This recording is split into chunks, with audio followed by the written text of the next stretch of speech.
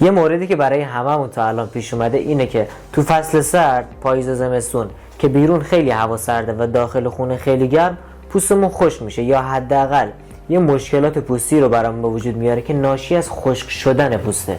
توی این ویدیو هم راهکار میدم، همین مسئله رو بررسی میکنم.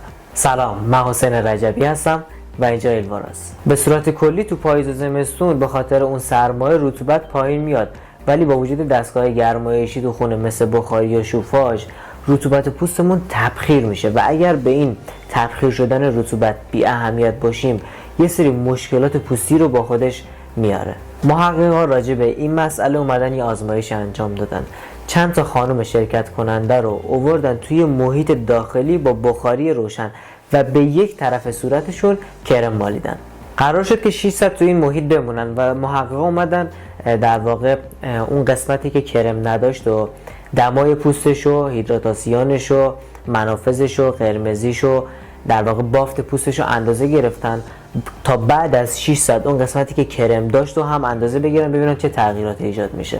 بعد از 6 ساعت اون قسمتی که کرم نداشت، بافت پوستش، دمای پوستش و اون حالت قرمزیش نسبت به قسمتی که کرم نداشت خیلی بیشتر شده بود و اون قسمتی که کرم داشت یه حالت نرمال رو به بهبود نتیجه ثبت شد.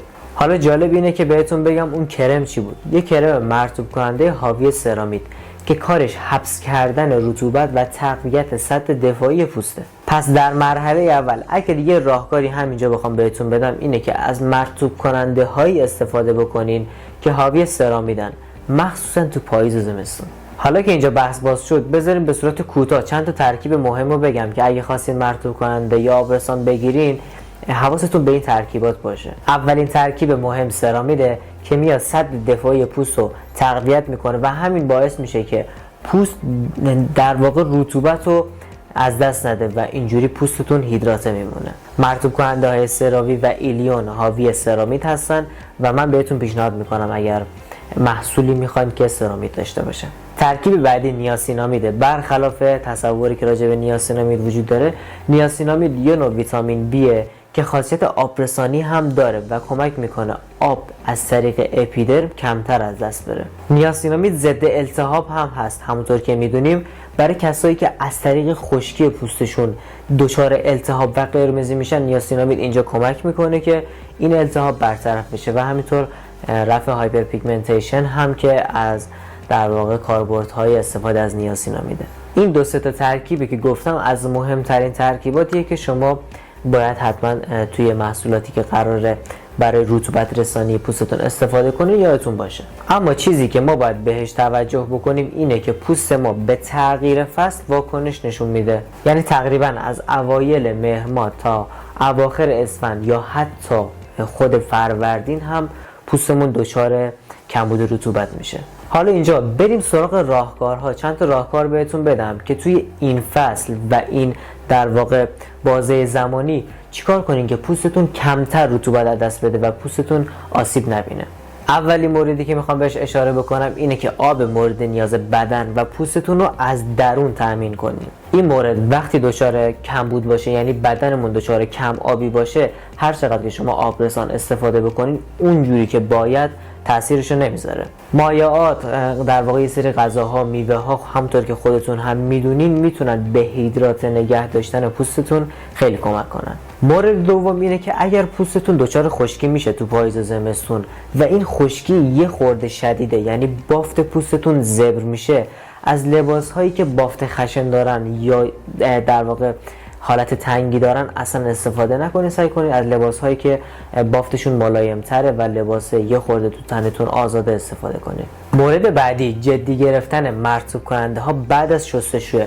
حالا پوست صورتتون رو که قطعا باید بعد از شستشو از مرطوب کننده استفاده کنید. بیشتر منظورم دست هایی که در معرض شستشوی زیاد قرار دارن، حتما از مرطوب کننده برای پوست دستتون استفاده کنید. برای پوست بدن هم بعد از حمام بهتره که از لوسیون های بدن استفاده کنید. اینجا بد نیست که اشاره‌ای هم بکنم به کرم های شب.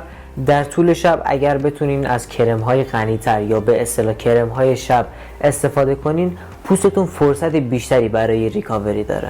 چیزی که توی فصل سرما هم باید خیلی بهش در واقع حواسمون باشه مراقبت از لب هاست. لب‌ها چون پوست نازکی دارن در معرض سرما که قرار بگیرن خیلی زود دچار آسیب میشن. سعی کنین که حتما از یه بالم لب استفاده کنین، مدام تمدیدش کنین.